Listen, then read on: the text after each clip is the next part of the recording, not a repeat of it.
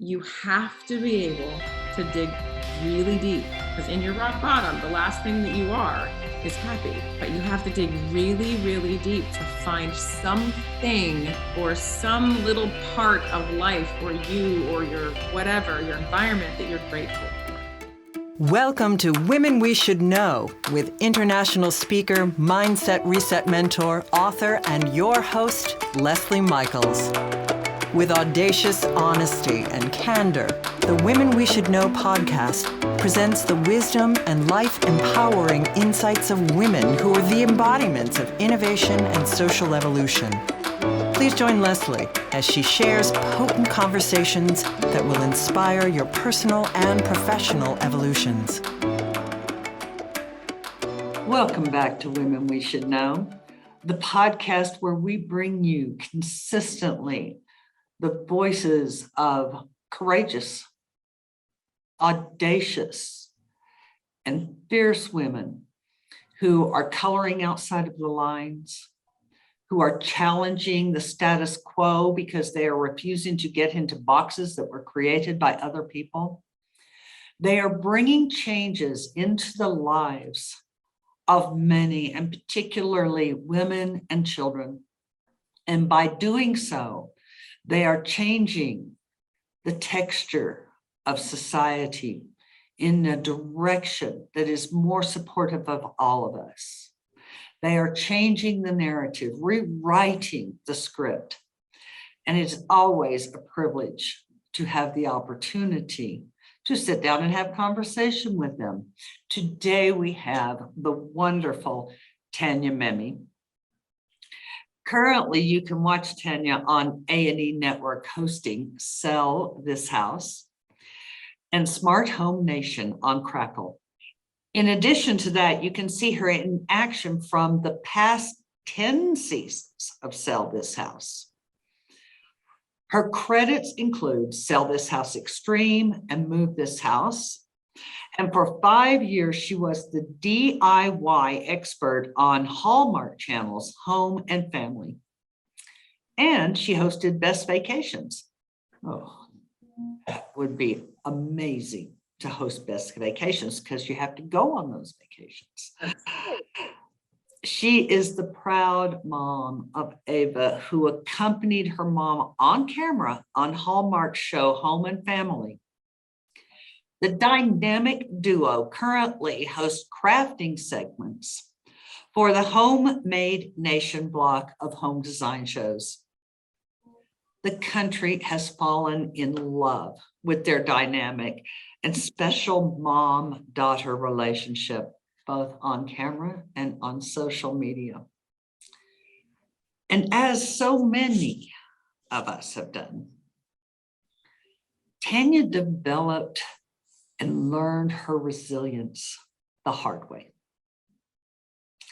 And now she gives inspiration and hope to listeners of Life Masters, her video podcast. Life Masters is about real life stories of perseverance and triumph.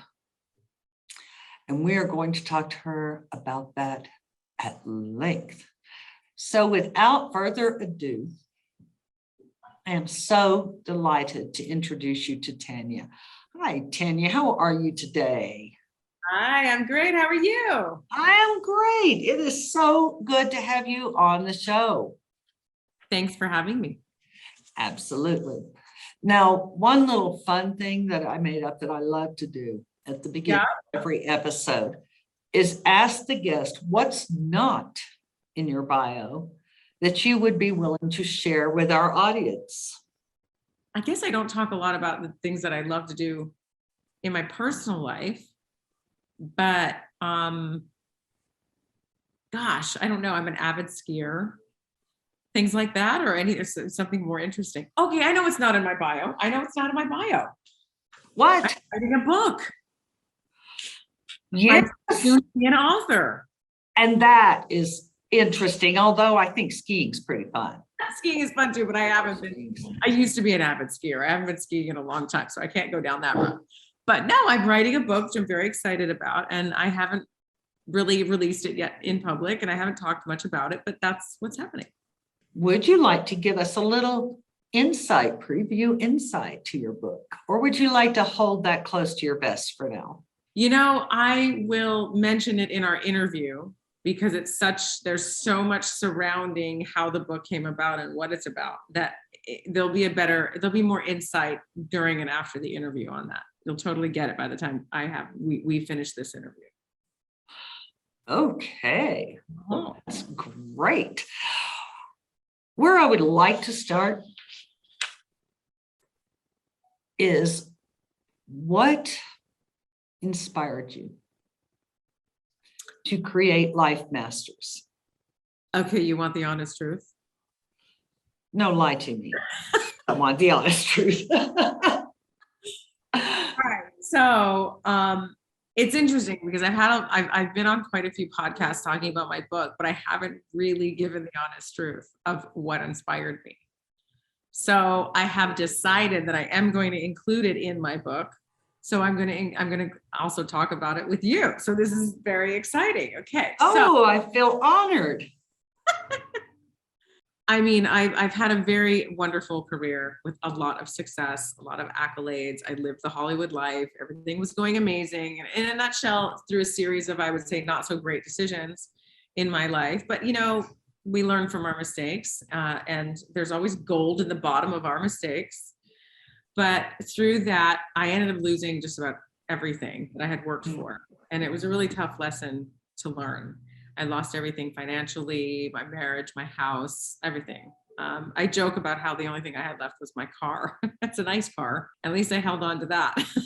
Right. At least you can get around and get life going again. Right. But so it was about a 7-year spiral down, and I was really, really, really in my rock bottom, and it was tough.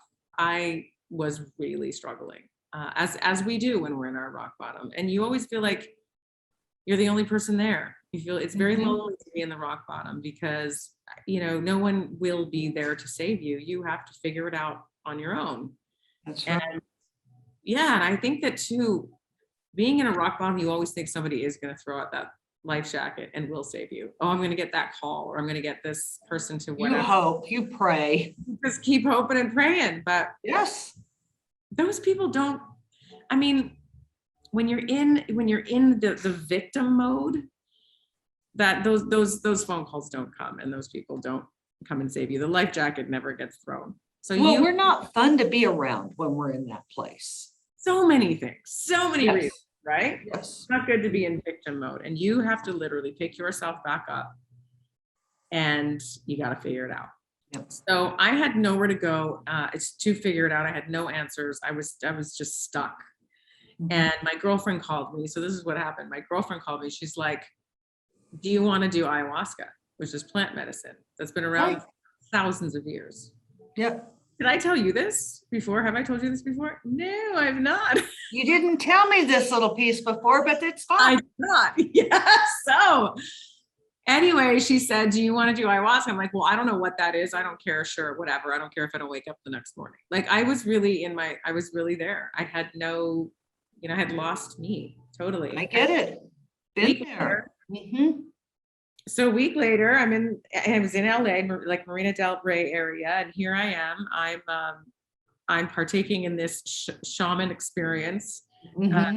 This woman Nadine, who is absolutely incredible, and she had cultivated the medicine herself, and I didn't know what to expect. So I knew that it was really good medicine, and there's all this praying and chanting and this, and they're clearing the energy, and there was about 10 other people, and I knew 2 people.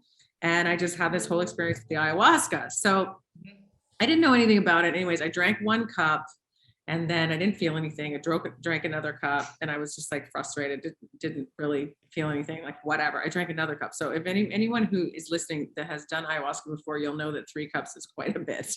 It's a lot. It's a lot. But I didn't know. Right. And so I had this most horrific, amazing, torturous, mind-blowing experience. And I'm not going to get into details because it can get a little bit gory, but everything that you don't want to happen on ayahuasca happened. Yep. And everything that you do want to happen on ayahuasca happened in that Yes. in those 12 hours. Now that doesn't happen every time you do plant medicine. It's different every time and it's different for everybody. But I ended up having one of those mind-blowing experiences. By the end of it, took me a couple of months just physically to repair from it. But anyway, the medicine told me, because now I know that this sounds crazy, but if you don't know much about it, there is a spirit within this medicine, which I believe, because I've experienced it. It's a very female force. And she said to me exactly what I needed to do to get on my rock bottom. She also told me why I was there. She told me things about my family. And she said, you're in your rock bottom because you're suffering from a lot of loss. So I had lost this boyfriend that I was dating. Prior to that, I was married for 5 years. This all happened in a period of 7 years. So I got divorced, I lost my house, I lost my career because I quit the TV show that I was working on because there was, very toxic set and I didn't want any part of it anymore. I had just made a lot of decisions where here I was stuck with nothing but myself. Lost the money that I had. It's hard to live in LA for 7 years and not really have much coming in, right? So yeah, I just couldn't figure it out. I had attracted all these bad business partners. I had someone who stole money from me. I had it was just going everywhere. And it was very clear and very, very concise what this medicine told me to do. And it said, what you need to do, what you're going to do is you're going to interview 100 people that hit rock bottom and got out of it. And the answers lie within there. So I was like, what? And a friend of mine had this little studio where he said, yeah, you can come use the studio for free. So it was available. It looks great. And I thought, okay, well, everything, things just kind of line up. And it is the right thing when things line up like that. Right. Yep. So I went on this journey. Oh, and then it said, and then you're going to write a book about everything you learned. And you're going to call it the mentored perspective. Now, it's interesting that that's the title that the medicine told me. I do love that. Right. But I didn't end up calling it that because the person that owned the studio, he was going to be in, we were going to do this whole thing together. We decided on Life Masters, which I like Life Masters too. I do too. Yeah. So that's what it told me to do, that I was going to do this podcast and I was going to write a book, and it said, just start there and, be in nature as much as you can. That's basically what I said. I was like, okay, what do I do with this? So I started down that journey and I think now I'm up to about 80 something interviews. I'm not even done them all because my life changed so much in this 6 months after that. But I got so busy and I started traveling again that I couldn't do all of the 100, but I'm working on it and I'm doing it. And that's what I'm, it's happening. And I owe it to the medicine, right? So after about the 46th interview for my podcast, I realized that a lot of these people kind of do similar things, or they've done similar things, or they've thought certain ways, or they've gone through similar things in their right towards their rock bottom and getting out of it. And I was just blown away at all the similarities. And I did start to put the pieces of the puzzle together. And I actually implemented some of what I learned into my own life. Because you don't get it at first. You have to do one interview, then another interview, and then another interview. And you're sitting there with these people that are so successful. And, you're kind of jealous and you're still mad that you're not there and you're angry. And you're like, I don't even want to be here interviewing these people. Normally, I love interviewing, but I had a really rough start with it. I was like, whatever. I don't want to hear about your millions of dollars. Right. And did you have a place? Because I know this is common when people hit rock bottom. I've been there of, I can't do what they did. I can't do, that comparison place where you're holding yourself back. Constantly comparing. Yes. Not anymore, but back then. No, but that's one of the what I call the deadly sins against ourselves. Totally. Right. Yes. That is what inspired me to do the podcast and write the book. I was literally told by plant medicine. And I'm since then I've done 2 other ayahuasca journeys, and Mhm. I'm about to go to Costa Rica for my birthday this year to meet that shaman again, Nadine. I'm Mhm. going to her place. She has a place in Costa Rica where you can go. Right. OT, and my 76-year-old mother is doing it as well. With the Oh my goodness. 3 of us are going to Costa Rica. Yeah. That is Combo amazing. That is amazing that your mother's going. She's going. The place in Costa Rica is called Combo Casita. And yeah. I'm going to write that down later. Combo Casita with a K, Kambo. Combo is frog medicine. So anyway, since then I've learned a lot about plant medicine and frog medicine, and it's been an incredible journey, and it has that ayahuasca changed my life. Nadine changed my life. Yeah. And I don't ever tell anybody the story, but that's the truth. Well, thank you for sharing today. I love that. I love Nadine. I know, me too. I love Nadine for saving your life, because now I get to have you in my life. Right. And a lot of other people do too. Yay. Would you be willing to share 1 or 2 of the top 10 things you learned so far in your 80, going for 100 interviews with these life masters? Oh gosh, where do you even start, right? It's interesting because one of the things that I've learned, and this isn't necessarily a tool of something that you can walk away with, which I will add in a couple of those, but when people are in their rock bottom, it's very interesting because I started to notice how there's always a day in someone's life where they just decided that they're gonna change. Mhm. That one day, that one thing. It can either be a book that is given to you, or a stranger that passes by that gives you some kind of a message, or you just wake up one morning, you're like, I'm worth more. I am just worth more than this. So today is going to be the last day. Like there's something that clicks, there's something that happens, but there's that moment and everybody remembers it. So that's one of the things I talk about in my book and on the podcast. And I ask every single person, what was that moment for you? What was that day when you decided to change? And it's every single life master that I interviewed, which is what I call them, my life masters. That's what they all are to me. But all of them have remembered that one moment, that one day. Right. So that's pretty cool stuff. I mean, that is cool. So there's something to this whole universal thoughts and this universe. It's amazing how it just all, I do believe that the universe has your back. And I know it might sound crazy and flighty, and this is someone who was raised hardcore Catholic, but I learned a lot on this journey. And so I would say, and some of the things that I write about in the book too, that I learned are things that we hear every day. And so I'm going to say this one thing, which everyone out there is going to roll their eyes. I'll explain Hey, it. get prepared, listeners. We're all going to roll our eyes. You're going to roll your eyes because you've heard it a million times, but I couldn't wrap my head around it at first until I did. And so this is, you have to be able to dig really deep, because in your rock bottom, the last thing that you are is happy, right? But you have to dig really, really deep to find something or some little part of life or you or your whatever, your environment that you're grateful for. Wake up grateful every day and force yourself to feel. It's all about feeling. So think, oh, I'm grateful because I get to go have a cup of coffee.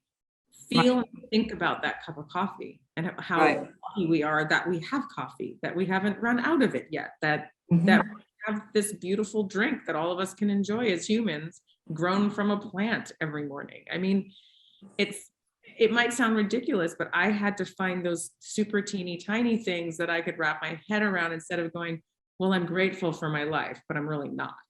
I'm in my rock bottom, I'm not happy. Yeah. So, when you're at rock bottom, you're not grateful for your life. No, because you don't see all the blessings within it. No, you see it as a dumping station.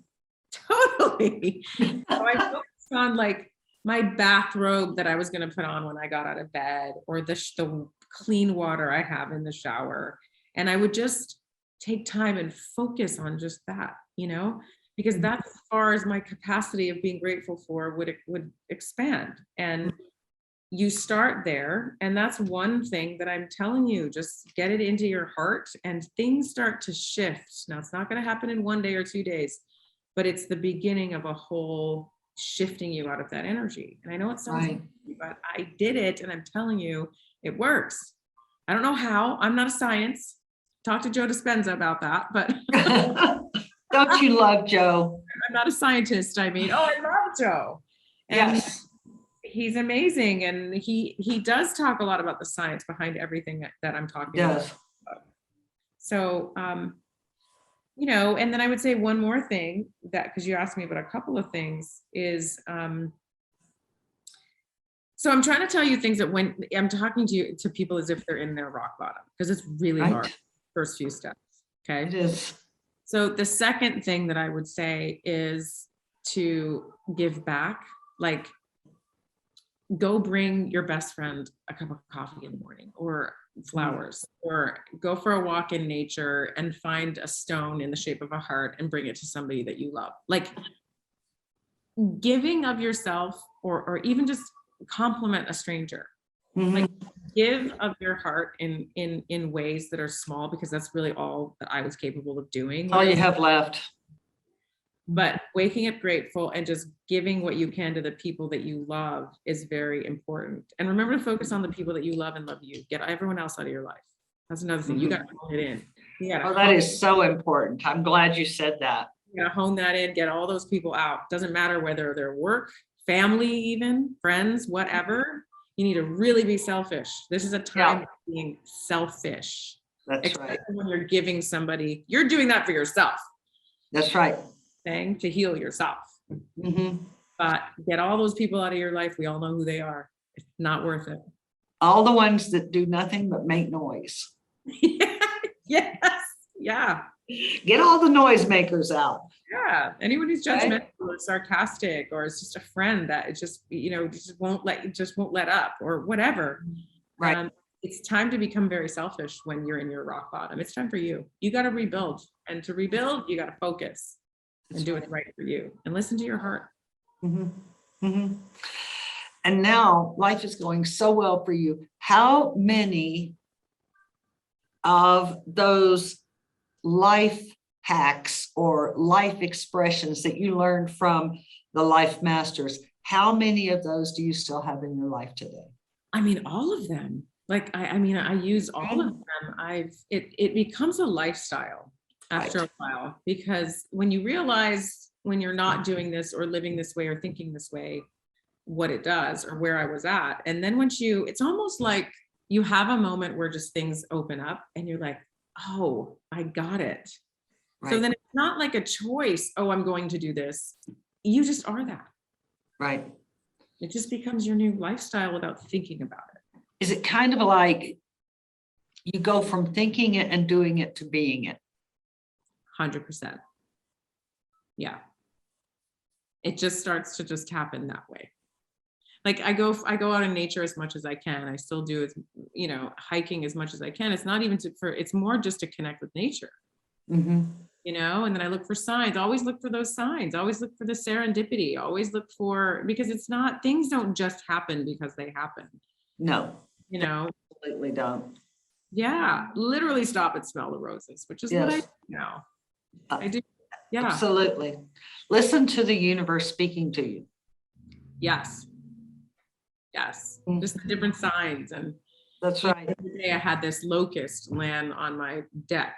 I've never even seen a locust I see them all the time on the East Coast, but not a lot here on the West Coast. And it was a giant one. Wow. And I ended up looking up, I'm like, what is the significance of a locust? Spiritual significance of that. Mm-hmm. And it was very, very interesting when I read it had something to do with change and walking into your true self and finding your true purpose and all this other stuff. When you put time into seeing and discovering these little gifts that we get or signs that we get, it's pretty cool stuff. It is.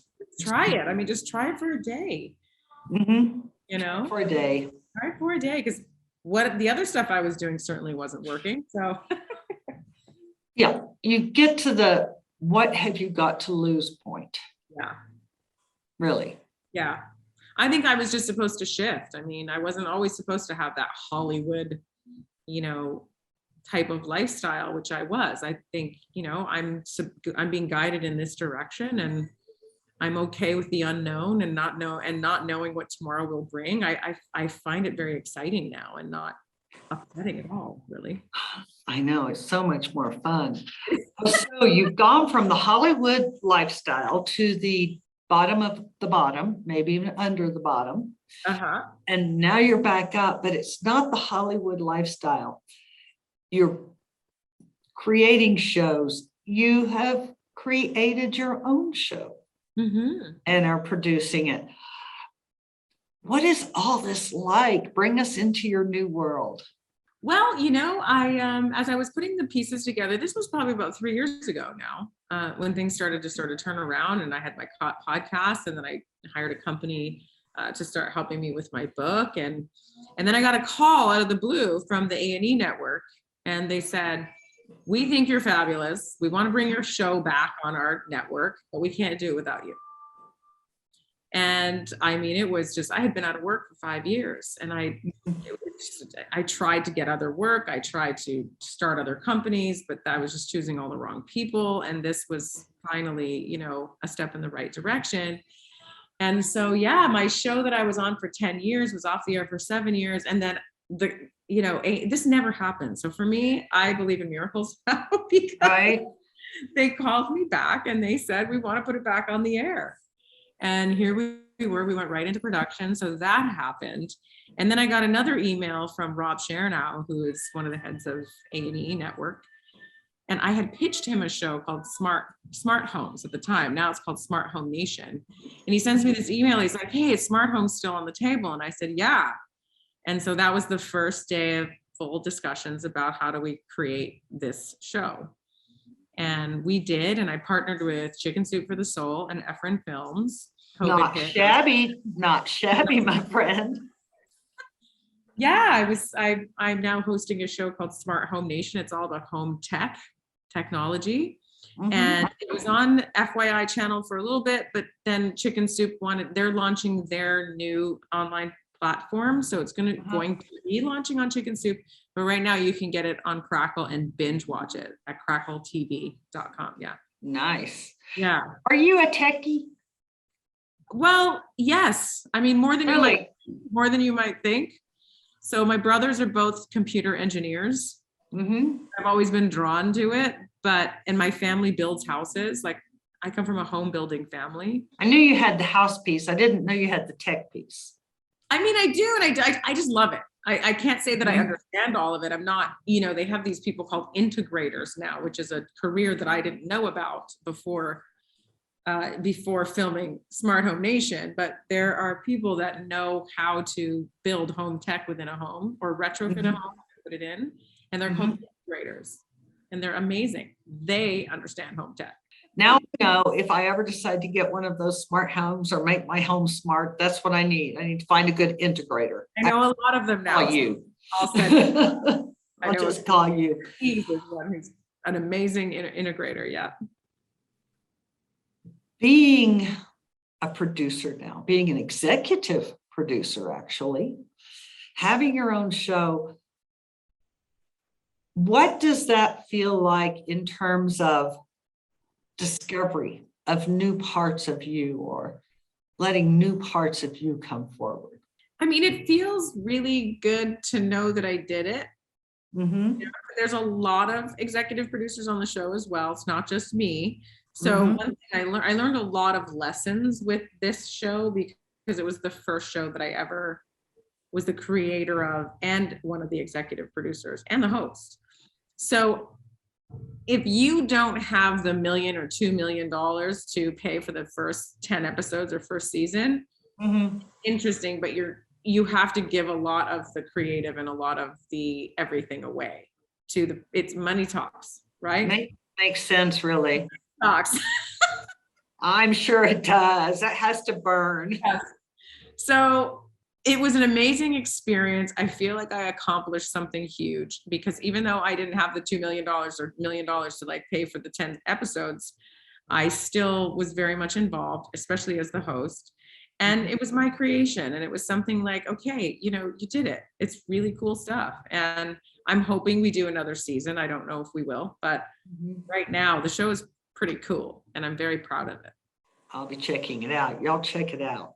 On Crackle, and it's free. Crackle. Why not? And I'm going to do for you all what I always do for you, because you know I love this. I'm going to put in the program notes, I will put Tanya's, whatever she wants to put in there, her URL, her social media links, and definitely the links to her shows. Absolutely. It's always there in the program notes for you. So you can go in there and like and share and send her a message, because yeah, on to her. Let me know that you found out about all of this on Leslie's podcast. It'd be great. Be fun. Be fun. Speaking of fun, how much fun is it working with your daughter? I remember when that story the first time when she was first coming on. How much fun is it to be doing this in a broader way now? Oh, I mean, working with my daughter is what I've always dreamt of doing. And Home and Family gave me that opportunity to really get her out there on national television and us together. And then when I, you know, went back to the A&E family, they have us doing a lot of what's called short form. So like small segments, cooking segments, DIY segments with me and my daughter. And I have loved every minute of it. Oh, It's been great. how is she handling all the travel and the move? And is she excited about it? Or is it just, okay, I'm doing this because I get to hang with mom? You know, she's not on Sell This House on the show, whereas that's where I have to travel. We shoot a lot of our segments at home on weekends. So that's great. It's great. So it works out great. And those little segments air during the home design block on the A&E network. Oh, so yeah, so that's perfect. Yeah, and I air a lot. I put a lot of them on my social media too, and then tell people go check out the home design shows on A&E. It's great. That's great. Yeah. What have you not done that has been that brass ring that's been out in front of you? I know creating and producing, executive producing. Now you've done that. That next great brass ring that it's always been there, but you haven't really gotten up and taken hold of it yet. What's that big thing that's still in front of you that you're excited to do and feel like you're ready to take on now? Well, if it's not winning an Emmy, I've been nominated. I haven't won. Congratulations. Thank you. But no, that is definitely a beautiful gold statue, not a brass ring, but I'd like to grab one of those one day. Absolutely. Yes. And it all starts with dreaming, right? Well, you've put a lot into it over a lot of years. So it could happen. I mean, it's not, you know, it's not that it can't happen. It could happen. I just have to be on that show that gets nominated again. Yes. So I mean, the brass ring, it's more, I've always wanted to do a talk show. I've always wanted to be a part of a talk show. And something where we can talk about all kinds of topics, not so much politics or anything like that, but just like life, street smarts, and things like that, things that happen, different scenarios that people come across in life. So yeah, that is something that I've always wanted to do. Life Masters 2.0. I would love to take Life Masters and create it and build it into a proper talk show. That is a huge dream. I'm talking to Chicken Soup for the Soul about it. So we'll see how they feel about it. But yeah, if not them, someone else. If not them, someone else. Oh, yeah, but you are unstoppable now. And that is what I find true. Tell me if this is what you've seen with the Life Masters you've spoken to. When we get to the bottom, particularly when women get all the way to the bottom or under the bottom, as I call it, and we come back, we truly are unstoppable. Yeah, you come back with a whole different, there's just that thing. You're just different when you come back from your rock bottom. You know, you're wiser, you just see the world differently. And I think the biggest thing for me is that my rock bottom was really my biggest fear. Well, what happens if I lose this? What happens if I lose that? What happens if, well, I did lose everything. I mean, my worst fear in life, actually, I mean, there's worse things that could happen in someone's life, but this was one of my biggest fears, is to like, well, what happens if I'm out of work? What happened? And sometimes, you can create your own realities too. So you got to be careful with that. I know our thoughts go out there like prayers and back to us. Yeah. But the biggest thing I realized is that, okay, I got through that. That was my worst fear. I got through it, and the fear is gone now. Right. Like, I know I will never, ever go through that again, just because I know I won't. And let's say I know I won't, but let's say that if I did, okay, well, then I'll get out of it. Like, it's not going to stay. The pendulum always swings back the other way, no matter what. Right. You just have to do the work. I heard it said by a very wise woman once, and I don't even know her name. She was on television. I was in an airport. You know how that is. You catch snippets. Yes. And she was probably in her late 70s. And she must have been talking about something about a rock bottom, because she said, when you come back from that, you are yourself. You had to go there to have all the illusions that you had dressed yourself in stripped away. And when you come back, you are as yourself. So true. Isn't that beautiful? Great way of putting it. I know. Yeah. Far wiser than me said it. I could give her credit by name, but I was dashing for my plane. But it's okay, because all you needed in that very moment were those few words. That was like a perfect example of life, where you just were doing your thing and something happened and you took note of it. You noticed. That's right. You're still talking about that. Yeah. So start noticing, women, start noticing. Yeah. Live just one tiny bit more intentionally. Yeah. As we get ready to close, we could chat on and on, but we'll save that for the bottle of wine. That's next. That is next. What would you like to leave our listeners with? What golden nugget of Tanya wisdom? I would say that when I was in my rock bottom, and especially if you're a go-getter by nature, and you really don't understand why you're in this rock bottom. And usually too, when you're in a rock bottom, you're like, hey, well, I got to do this, I got to do that, I got to get up, I need to do this, I got to figure out what job I'm going to do, I got to know why is my life, you're just like, right. Because you're panicked, because you're living in survival mode, right? You're in survival mode. The best thing you can do is to be still. Give yourself that time. The fact that you're in rock bottom, you're in rock bottom, and just be there. Just be there for a second, and give yourself 2-3 weeks to start of no pressure on yourself. No pressure. If you get up and you want to eat ice cream for breakfast, go eat the ice cream for breakfast.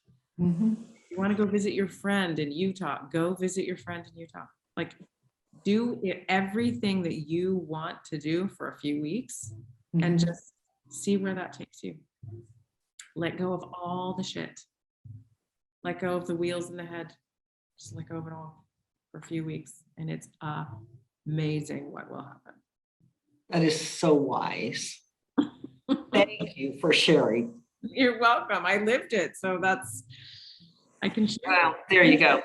Authentic. Only someone who's lived it can share that wisdom. Yes. Thank you so much for coming. You're amazing. You are too. And you are very, very good at this. Oh, thank you. Well, I take that as high praise coming from such a professional. I'll take that compliment. Thank you very much. That's another thing women can learn to do, is just take a compliment. Thank you so much. You're welcome. And thank you to all of you who listened in. Don't forget to go to the program notes. I will have the show URL or the link or whatever it is. I don't know what it is, but it'll be there. All the stuff. You'll have all Tanya's information, all the ways to connect with her. I trust you got several golden nuggets to put in your pocket and carry forward with you today. Pull one out every once in a while. When you just have a second, just kind of roll it around in your thoughts, roll it around in your feelings. See what else it has to share with you. See what else of you come to notice. And as you go through your day, I want to invite you to remember just one thing. You are stronger and wiser than you know. Thanks for tuning in, everyone. We hope you received inspiration for expanding your own social innovation and influence.